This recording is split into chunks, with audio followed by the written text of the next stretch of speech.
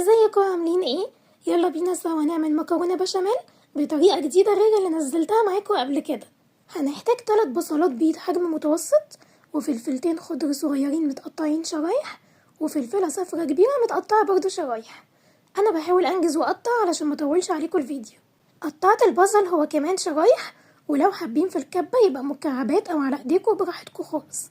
جبت الوok بتاعتي وخليتها تسخن قوي، ونزلت عليها بالخضار اللي قطعته من غير زيت ولا سمنه ياخد صدمه وينزل السوائل اللي فيه ويشرب منها شويه. وبعدين حطيت معلقه وشويه من السمنه البلدي وقلبتهم مع بعض كويس قوي. وبعدين هبدا اضيف البهارات بتاعتي، وهي عباره عن نص معلقه صغيره فلفل اسمر، معلقه صغيره من الكزبره الناشفه، ومعلقه صغيره توم بودره وزيها بصل بودره، ومعلقه صغيره من البابريكا المدخنه، وربع معلقه صغيره قرفه، ونص معلقه صغيره زنجبيل، وحطيت رشة قرنفل صغيرة خالص. وقلبتهم كلهم مع بعض كويس قوي علشان المكونات كلها تتجانس سوا. ولما الخضار بدأ يدبل معايا نزلت بنص كيلو لحمة مفرومة وقعدت اقلبها مع الفلفل والبصل، وضفت عليها معلقة صغيرة من المستردة وزيها دبس رمان وصويا صوص غامقة تقيلة، وحطيت شوية ملح.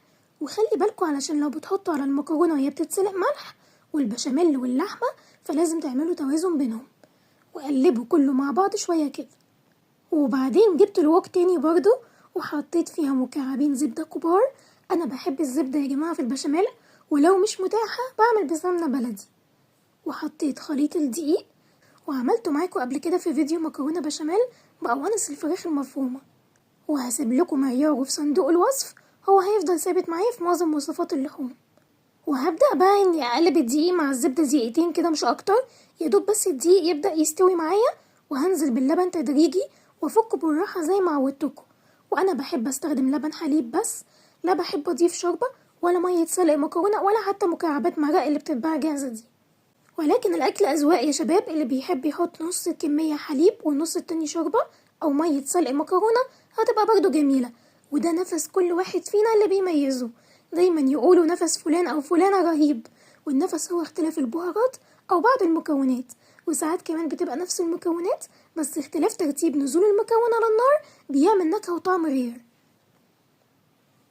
المهم نرجع لوصفتنا. انا كنت مستمرة في التقليب بس مرضتش افضل اقلب علشان ما تزهقوش معايا، ولكن لازم نقلب كل شوية علشان البشاميل ما يكركعش مننا. ولما يغلي وقوامه يوصل للتقل اللي بتحبوه اطفوا عليه. وانا بصراحة بحبه خفيف، ولو عايزينه اتقل الافضل تزودوا معلقة دقيق. انا علشان بحبه خفيف فبزود معلقة كبيرة في الدهون سواء زبدة او سمنة عن الدقيق. هبدأ بقى اني ارص المكونات بتاعتي في الصينية، وانا هنا عملت صينية كبيرة على يومين وما عملتش اي لحوم جنبها، اكلتها لوحدها كده، واليوم اللي بعديه شويت جنبها فراخ ونزلت لكم في فيديو طريقة الفراخ اللي عملتها معاها. وانا قلت لكم قبل كده اني مش بحب اعمل حلقات طويلة علشان ما تزهقوش، فبقسم الحلقة على جزئين. اي خدمة بقى، احنا نعمل على راحتكم.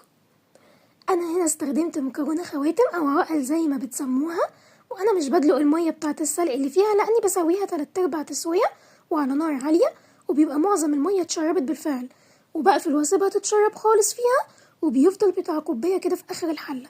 بحط عادي البشاميل فوقيهم واقلب كله كده مع بعض.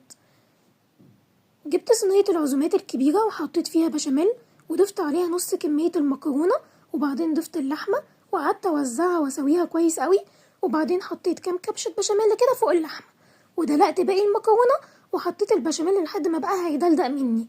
وبصراحة قعدت احاول اشيل من البشاميل شوية لان بيقع في الفرن وبيبهدل الدنيا، والبشاميل والمكرونة كان اتفضل منهم طبق، اخدته اكلته تصبيرة كده لغاية المكرونة ما تتحمر في الفرن. وعلشان نسرع عملية التحمير وتاخد لون جميل هنحط سمنة بلدي او زبدة على الوش زي ما انا عملت كده، يعني نحط جبنة موتزاريلا وتدخل الفرن سخن لغاية لما تتحمر.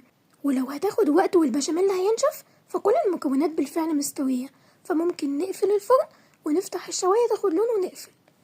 عايزة اقول لكم والله رهيبة بجد، وبحب احط عليها صوص باربيكيو وميكس جبن. جربوها ومش هتندموا، وهتحبوا طعم البشاميل بتاعي جدا، وبألف هنا وصحة وعافية.